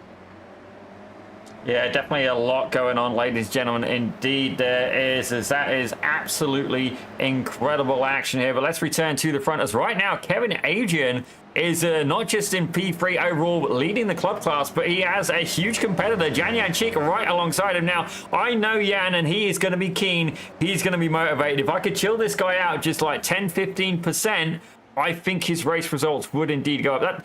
There we go. That's something we need for, I don't know if it's in the Swallows course, but we need driving like mentality, driving focus, certainly knowing when to go to the move. I'm sure he's got that, but I guess just trying to level yourself out, I guess, really, and just, settle down as Jan Janchik moves his way into P3 overall. That is, without a doubt, his best result. Yeah, as long as he can bring it to the end. There's still 10 minutes left to go. Yeah, long way to go for Janchik, but yeah, I think there's quite a few drivers, sometimes myself included, who might benefit from a Pit Road Productions branded ice pack. If we could get that sorted, that'd be amazing. Just strap that to your head while you're racing, and allow cooler heads to prevail. Stephen Saunders. Oh dear. Picking that up at Tamburello, it seems. He'll have to let Kevin Adrian go into Villeneuve, but that's very smartly done by Janchik. He's going to clear a bit of the slowdown by doing that, and he'll still be in touch if he can get that slowdown cleared. There we go. On the way into Tosa, it has been cleared, and there's crucially still 0.8 of a second between them. That is close enough for Slipstream, and it seems Kevin Adrian has a tiny bit of damage to his rear end. The profile of the rear spoiler of his car will be affected as a result, and that might result in some unstable aerodynamic balance, which could work to Janchik's advantage. Very much so, but right now Ian Joyner, he's currently pulled away about 1.3 seconds over Kevin Adrian. He runs a little bit wide there, flirting with the off track there. As Brandon Priest is almost out of drafting range. He's about a second ahead, ladies and gentlemen. I do have to wonder if it's going to be enough. Martin Visser, however, he's made his way past Steve Saunders, past Adam Meeker now, and he's going to be very keen to chase and get caught up with Zdenek Hamak. Certainly these two guys were fighting earlier on. That's steep. Good opportunity, though, for Steve Saunders and indeed for Adam Meeker. They've got one of the championship leaders there right ahead of them. And right now, this is exactly what I'm talking about. Steve Saunders is completely boxed in. Nowhere he can go. And, oh, that's contact there with Meeker. Oh. That is a little bit of side-by-side in the braking zone. And Saunders is like, okay, I'm just going to stick the nose in. And we'll see that Adam Meeker will yield in the short term. For now, I'm honestly surprised that Martin Visser isn't further down than what he is, because that did look like a pretty significant incident he was involved in with Brandon Priest for the lead. Both of these cars behind him will get a mammoth slipstream. Look at how much they're catching him up here in a straight line, but he'll stay ahead for the moment, still in 6th place overall. I mean, I'm not trying to minimize what happened to Visser, but it certainly could have been worse. Yeah, 100%. You can see there, he absolutely parked that in the middle of the corner there. He is very much not wanting these guys to get past, because he knows that in the corner, he's carrying just that little bit more speed now as a slowdown picked up by Rich Meesters. Again, Rich, what's going on, bud? You go and get a podium, and then it all goes downfield from there. And not only that, look at the damage on the front of that car. Well, if he's having trouble with his front tire temperatures, at least there'll be a little more cooling available to through them, at least on the outside edges. Mister's all alone on track at the moment. Doesn't seem to have anyone within a second of him. Mark Schmerder, meanwhile, has gone backwards a little from his P10 starting position. It hasn't been an entirely great race for everybody in this field. Seeing, Sabrino and Masson, obviously, with their fair share of issues. Same for Philip Falcon and Andrei Svoboda. The only car really in the second half of the field who I consider as having a really good race so far is this one we're riding on board with, Mario Strelec. He is up 11 positions. Yeah, one thing I did notice is yet again Mark Schmerder has got damage to the front of that car, so definitely a driver who maybe needs to dial it back a little bit there. Steve Saunders has now picked up a slowdown to see what that's going to do to affect him, as indeed Zoltan Zomator moves his way up and is now 15 positions ahead. Ladies and gentlemen, that is your hard charger of the field. James Conrad making his way past as well. Yes, Conrad. Whoa. Okay, Whoa. Instantly into the gravel trap. I'm going to lose the position back to Steven Saunders as the lead is on again. Ian Joyner takes the fastest lap of the race, 1:58.215, as he moves past Brandon Priest. 6 minutes remaining on the timer. And Jan Jančík and Kevin Adrian, they're not just fighting for the club class win here. They are fighting for the overall podium. I think this is the battle we've been waiting to see all night. Finally, Jančík has been able to get past and move up to Kevin Adrian and give him the fight that we've been waiting for. Yeah, but just in the background, ladies and gentlemen, if he's going to be able to make it up there, is Martin Visser. Now, I do have to think that these guys are maybe a little bit too far back. It's about a 4-second gap to them. But Adam Mika, I think he's a smart guy. I think he'll be aware of what is ahead. Zdeněk Hamak 4 seconds ahead. He's just about catching up. Yeah, he's now within drafting range. Certainly, Jančík and Adrian may want to think about what's happening behind them as well as what's happening alongside or indeed in front of them. As Zdeněk Hamak, if he gets involved in this battle, we know he will indeed bring an extra weapon to the gunfight. Looks like a little switch between Adrian and Jančík there, and Zdeněk Hamak will certainly be happy to see that. It's a little bit of time they've cost themselves as a result, and he can have a go at moving onto the overall podium himself. But question is, does he want to be that much of a cog or a spanner in the works of the battle for the club class lead? Visser has gotten a black flag, unfortunately, and that's off the circuit there for Mario Strelec. He unfortunately caught the grass there on the way into Aqua Minerale, an easy thing to do. Very easy to induce understeer by braking and turning at the same time, which is basically what you got to do to negotiate that complex. But Martin Visser, it's all gone wrong for him here. It looks like he's picked up a couple more incidents, either that or he didn't clear a slowdown in time. So unfortunately, he has to take a tour through pit lane. Oh, look at this. I've been waiting for it the whole time. Attaboy, Kevin Adrian. He's realized that Zdeněk Hamak is coming and has said, Jan, I am going to latch onto your rear subframe and I am going to give you a shunt in the right direction. But I think it may be too little, too late. Jančík carrying a bit more speed than he's used to. That maybe upset his car a little bit there because obviously everything's going to change. You're going to have to brake a little bit earlier now. And Kevin Adrian said, okay, that didn't work. Screw it. I'm going up on the inside. Both of these cars with damage on the front. The time to try and help each other and move ahead has gone. A side-by-side contact with Zdeněk Hamak. He's going to try and split the middle. This could end up terribly. Jančík thankfully backs out of it, but that could have been utter chaos. Oh, this has turned into a very good fight now, and it looks like Hamak is going to have momentum on the both of them as there's some technical problems there for Jančík.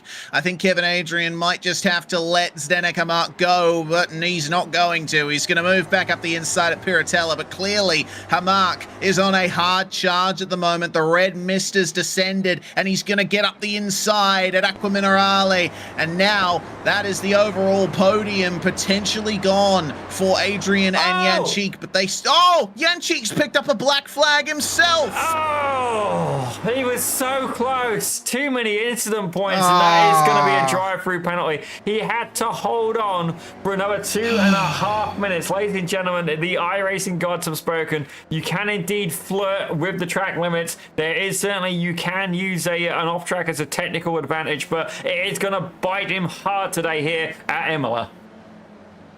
I'm just sad now. I was really looking forward to seeing what Jančík could do fighting with Adrian. potentially to get an overall podium or a class win, but that's not going to happen now. Jančík will pull into the pits, and I think the best he can hope for is, well, still a top 10 position, but unfortunately not much more to say besides. May be able to stay ahead of James Conrad for second in club, so we'll keep an eye on that. But Ian Joyner and Brandon Priest, two of our closest protagonists for the overall win, will continue their fight here, and it looks like, oh yes, okay, so James Conrad will move past Jančík. Now the question is, can Jančík stay on the class podium? Neil England not far behind him, so couple of developing stories here on the final lap. Very much so, and it looks like Rich Meesters has managed to find a little bit of extra pace there as he's now tucked up right behind Steve Saunders. He is currently battling for P7 in class or P8 overall. Kevin Adrian resting in 4th right now. The only silver driver, well, I mean, they are silver. The only club level driver inside the top 5, ladies and gentlemen. But fair play to them. These guys are having an absolute belt of a race. Brandon Priest, he's been going at it with Ian Joyner. Certainly, we've seen some incredible rivalry from these guys. But Sadek Hammock now, he's got Kevin Adrian right behind. We've got cheers for Adrian in the chat here from Jake N. Certainly got a cheerleading squad there, Kevin, but you've got to try and keep it going. I know that this man is very, he will think about the long game, and certainly 4th place is a good point haul, but you got to ask, when is he going to make the pass? I'm wondering if we're going to be starting the last lap now, as certainly next time round is indeed going to be hitting that 20-minute marker. Yeah, actually, it looks like it. I might have called it a lap early, so yeah, these two will continue their fight with 20 seconds on the timer. Oh, that's a little bit wide on the way in from Brandon Priest, but I tell you what, he might be putting himself in a good position here. That might have been half tactical from Brandon Priest. Ian Joyner is going to move by here with mere seconds remaining on the timer. They cross the line with 5 seconds to go. This will be the final lap of the race. And it is between Ian Joyner and Brandon Priest and no one else. They have had so many other challenges in this final race of the day, but it all comes down to just the two of them. The others have fallen by the wayside one way or another. Yeah, it's certainly not what they were looking for. Looks like James Conrad's going at it as well. We've got a three-way fight between himself, Steve Saunders, and Rich Meesters there battling for P7 overall. As it looks like Saunders going to try and make a move up on the inside, thinks better of it, and Rich Meesters stays ahead, at least for now. As I say that, Meesters takes to the sand and picks himself up a slowdown for the privilege. Well, he stayed ahead. For now. I mean, that's one way to do it. But, well, we'll see. Kevin Adrian and Zdeněk Hamák continue their fight for overall P3. Kevin Adrian on his way to winning all 3 races in the club class at this point. He'll just be hoping that the final battle is clean. We're hoping the final battle is clean between these two as well. Looks like Ian Joyner nailing the exit of Aqua Minerale and weaving a tiny bit to try and break the slipstream off Brandon Priest. There is still a chance here. Got to nail the curb. Get your run on the way out of Variante Alta. Pick up a bit more of the slipstream on the run down to Piratella. Rivazza. I always get those corners confused. Rivazza here, the final of the 2 corners. Oh! And he's making his move there in the braking zone. Yes. Oh, okay. So that's going to change the battle for 3rd, but for victory. Looks like Ian Joyner is rapidly trying his best to break this slipstream. Can Brandon Priest get him here on the run up to the line? I don't think so. I think that's done it. Ian Joyner wins race 3, and Zdeněk Hamák is going to finish in 3rd ahead of Kevin Adrian. So no overall podium for our number 10 today, but he does a clean sweep of the club class, which is fantastic to see. Adam Mika and Zoltan Zumator round out your top 6, and then Stephen Saunders is going to have the run on Rich Meesters to the line, and he's going to take 7th overall right in the final moments. Yeah, fair play to him. We're going to head a little bit further back because it looks like Mark Schmurder's going at it as well, alongside Ilario Arneo, and Schmurder by a nose. Woohoo! Very nice. Great battle there between Schmurder and Arneo. Philip Falcon finishing in P17, and amazingly, we've still got 21 cars running here. Unfortunately, we didn't see Yanis Theophanopoulos take to the start. Thomas Nieminen retired early on, and it looks like Domenico Saiu retired a bit later on as well. So a real shame for all of them. Jančík, honestly, still a fantastic night from him, results-wise. Consistently on the class podium in all 3 races today, but he would have been hoping that that final race went a little differently. Just got caught out by the automated penalty system in a race that he could have finished on the overall podium. But there's plenty to learn from that. I'm sure that he'll take that forward with him into future rounds. Yeah, certainly. I think that was his best outing so far for this season. But definitely a little bit more learning to be done. But fair play to him. He's got the pace. Maybe just needs to settle it down a little bit. I feel like a broken record, but I get it. You know, myself, but don't always have the pace. But a lot of my incidents, it'll be just because I've gone for the move that maybe I shouldn't have done. 95% of the time it plays off. But it depends on just what exactly you're competing for. If it's just for a fun race and you're happy to take that risk, go for it. If you're thinking about the bigger picture, though, sometimes it does indeed come up to risk versus reward. To quote Mr. C.R. Reid, my iRacing mentor, certainly when I first started, low risk, high reward. But Reese, let's have a look at these results here for the final round of Imola. Yes, indeed. Joyner, Priest, and Hamak, your podium. Adrian and Mika round out your top 5. Then it's Zomator, Saunders, Meesters, and Conrad, with Jančík rounding out the top 10. That try and set that to a rap beat. As you look there at P11, Martin Visser took that with Neil England in 12th. Mark Schmerder, definitely, I'm curious how he kept getting into so much damage there. He was there in 13th with Laureano in 14th. Mario Strelec, he is indeed a Croatian driver. He's there in 15th with, or I've got that backwards again, with Philip Masson in 16th. Philip Falcon took 17th. These guys often together, actually, Philippe and Philip, with Andre Saboto in 18th, Javier Sabrino in 19th, and Carlos Facanha in the 20th spot. Actually, that's a point there. I haven't seen Gabriel Ardigo back yet this season, which is such a shame because he showed such promise here at the start of the season. Certainly did, even taking a couple of wins here and there. And for the record, you are correct, Mario Strelec is the Croatian in this field. There we go. So, Jeffrey Ahl started 21st, finished 21st, ahead of Domenico Saiu, who retired 3 laps from the end. Thomas Nieminen, after an off at the top of the circuit, unfortunately retiring early on. And Yanis Theophanopoulos, despite getting a top 10 in race 2, not taking to the start of race 3. Kane Allerburton was a ghost today. Ooh, scary. And it's time for our driver interviews. Ian Joyner is going to be the first to join us from the lead of the pro class, or the premier class here at the Almeida Racing League. I mean, honestly, I don't think anyone was safe in that lead battle, Ian. The slipstream was so strong here and so many great passing opportunities at the circuit. You really had to stay on your toes. Absolutely, yeah. It's really, really tough. And Brandon and Martin was super fast as well. So I think one of the interesting things about this track is that you, like a couple of weeks ago at Chicago, where if you run wide, it's game over. But here, you run wide, you get a 1x, but you go a little faster. So it's kind of, even that even brings the field together even more, because when people do make little mistakes, they're almost rewarded for it. And you get kind of tactical off tracking. So it brings the field together, big long straights, fast entries, 2, 3, 4 wide. It was fun out there. Must have been fun to watch. It certainly was. We didn't have a single dull moment in this broadcast for sure.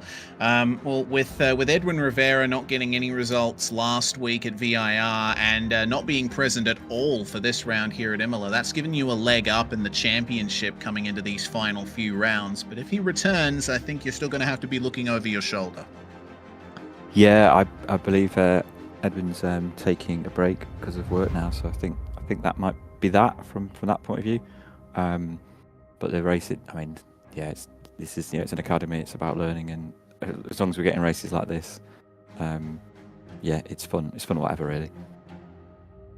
Yeah, absolutely. And you also had the likes of Priest and Visser, and so getting right up there with you. Priest, I think, was the biggest competitor you had tonight.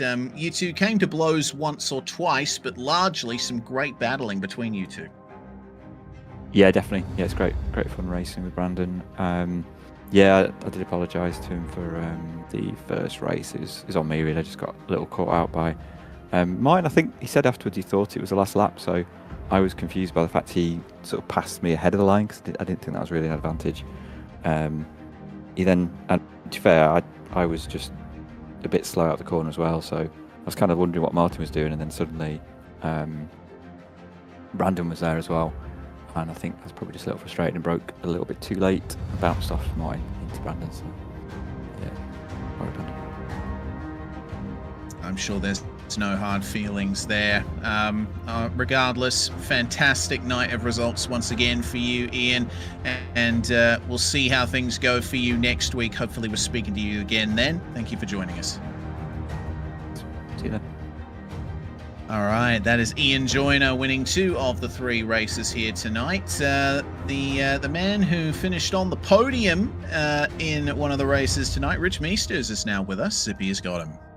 Well, Rich, I got to say, it's been an absolute journey for you, sir, and fair play to you. You've been able to squeeze in some good results and making your first ever podium overall here in the Almeida Racing Academy. Tell us a bit about the emotion that went through you when that actually occurred.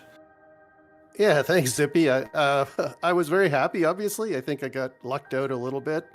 The penultimate lap, I got to slow down. I had to let Brandon by, and I figured the podium was gone at that point.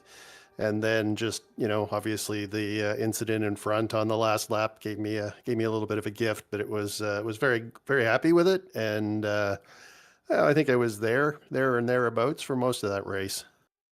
Yeah, definitely. It's you made an absolutely dashing attempt through the field there. Only Zoltan Zomator was able to top you for a hard charger. He made 17, you made 14, but still, it takes a lot of work and a lot of effort. Now, Rich, I do feel bad. I do roast the days when you were not that quick, and fair play to you. Like we started the show where I said, "Here, put it bluntly, I used to eat this guy for breakfast," and that's not the case anymore, Rich. Certainly you can relate to this, but just tell us how the Academy has helped you get faster and indeed make you a championship contender potentially. You were in the making your way into P11 before we went into the show. Definitely going to have a few more points under your roster now. Tell us how the Academy has helped you get faster.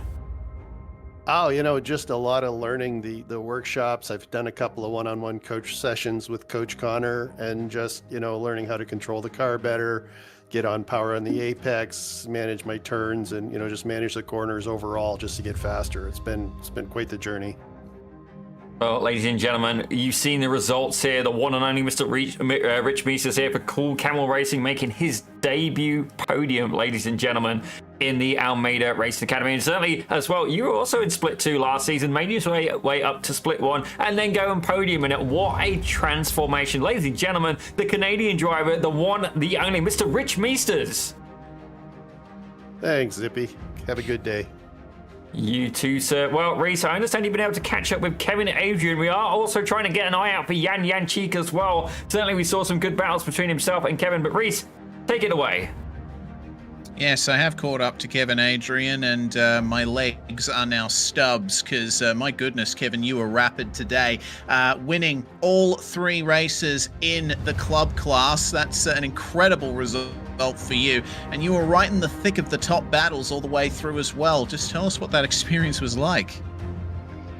Yeah, it's fun running with those guys at the front. They're really fast, so as long as you stay in their draft, it helps, because you watch the guys behind you falling a second, 2 seconds, 3 seconds behind you, and then you know that you can start battling them a little bit.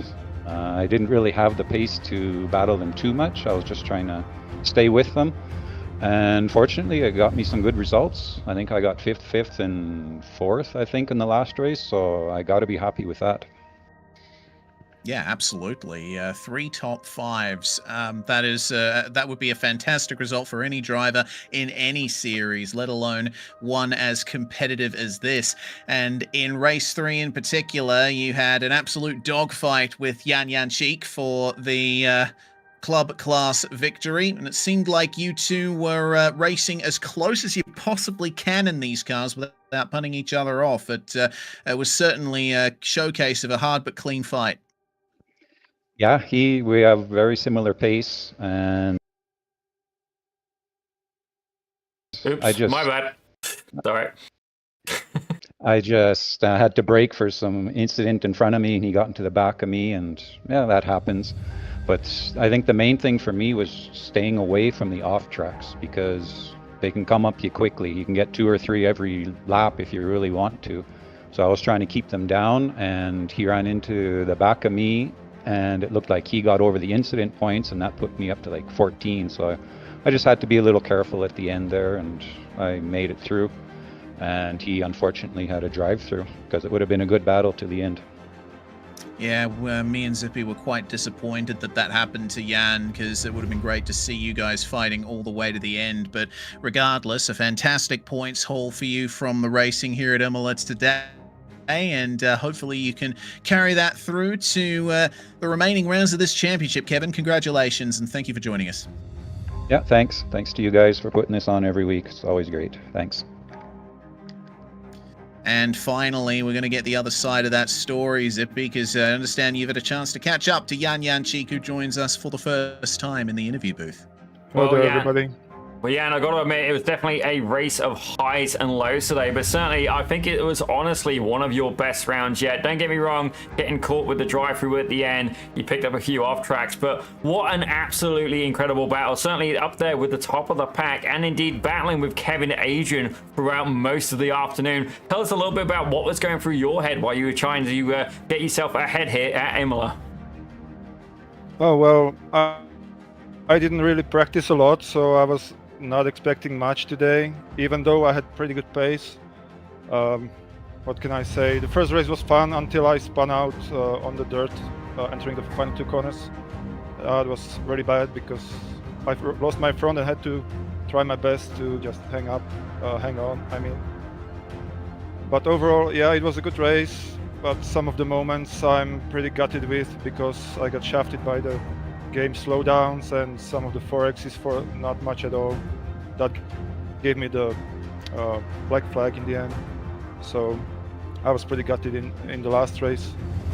Well, certainly, Jan, like, I feel for you. Myself, I've definitely been caught out by that. I think Zdeněk Hamak actually got absolutely penalized at the race start of round 1. So him also having a little bit of a disagreement there with the iRacing stewards. But Jan, certainly, you've always had a bit of pace behind you, but we've seen you start to get even quicker these last few rounds. Now, just tell us, you're a member of the academy. We've seen improvement. Tell us what you found has really worked for you. What is it? Is it the workshops? Is it like the lap guides from Kane? Is it like the competition? Tell us a little bit about that from your point of view.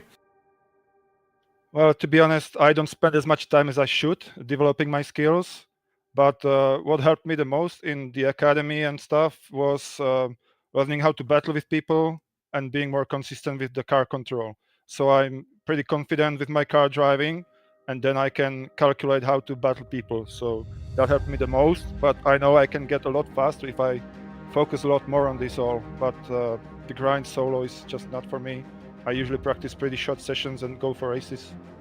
Yeah, myself, I've always had a hard time just practicing solo, but that indeed is a good reason to do the academy. They do pit parties, ladies and gentlemen, but certainly it looked like you and Kevin Adrian have been good, really good rivals throughout the season. Certainly it's not unfamiliar to see you two guys going side by side, wheel to wheel. But Jan, it's been a pleasure getting you here in the interview booth finally, and not only that, one of your better results we've seen. We're hoping you can just keep working on your skills, and hopefully we can see you in here again. But ladies and gentlemen, the driver of the number 445 with a bit of support there from the chat there, Jake Enns, giving you a little bit of a cheerleading section as well. Cairo not here, but actually Kevin as well. You were named his favorite Canadian today, so congratulations to you. Jake Enns, our impartial judge, I guess. But congratulations to the both of you, and hopefully we'll see you back here next week when we continue with the Almeida Racing League. Yeah, thank you guys a lot, and it was fun racing with Kevin. Great fun. See you guys. Fantastic stuff from Jan Jančík and Kevin Adrian tonight. Really happy to see them get such great results. In spite of all the chaos, all the biffing and barging that we saw all throughout this field, I think it's par for the course, really, in such a field as competitive as this and cars as great as this. Zippy, any final thoughts from you before we transition to the next round? I guess just that I really wanted to drive that race, and you can see why. What an absolutely fantastic afternoon, morning, or indeed good evening, wherever you may be, ladies and gentlemen, of racing. It was, I think, without a doubt, my favorite round we've seen so far this season. I've always been a good advocate for the Spec Racer Ford. I feel it lets you race side by side, and it gives you just enough body pounds that indeed you can have that little bit of a touch, you can have a little bit of a nudge there, you can indeed race without fear of absolutely dire consequences. But the slipstream just adds to that. If you want to break that slipstream, you've got to absolutely run away. But the Almeida Academy, like, we see drivers develop, we see drivers getting better, and not only that, with the update, the Almeida Academy 3.0 coming very, very shortly, next couple of weeks. Ladies and gentlemen, if you want to be involved in this league, if you want to get faster, you have got to be a member. You've got to do it. And honestly, why wouldn't you want to be? It's the same as anything else in iRacing. And sometimes, you go and you'll pay for an overlay, or, you'll pay for setups and stuff like that. Well, that's all very good, paying for an overlay, paying for setups. But realistically, the best way to make you faster is with the right teaching materials and indeed the right community. So if you want to put your money where it really matters, by all means, start becoming a member of the Almeida Racing Academy. But Reese, I think it's time to do the honors, sir. Let's bring this day to a close. Yes, indeed, and what a day it was. Next round is Road America, the final endurance round of the season. So let's make sure that we're all good, set, and ready to go for that one. Make sure that you grab a drink, grab a snack, and settle in this time next week for more racing in the Almeida Racing League. Big thanks to Podium 1 and World of Racing for their support of this championship, and to all the crew at the Almeida Racing Academy for bringing this series to us here at Pit Road Productions and allowing us to bring it to the world. I'm Reese Gardner, Daniel Zippy Salmon alongside me in the commentary box and also producing behind the scenes. Make sure to like and subscribe wherever you're from, whatever platform you found us on, and we'll see you again next round. If you're a racing driver and you want to reach an advanced level, there's a faster and easier way to become competitive. I've gone from this to this in 5 years. Now, we've created the perfect free driver development guide to help you understand the right order of racing skills to develop if you want to become a competitive driver as quickly as possible. This guide was made after 3,000 hours of combined high-level coaching.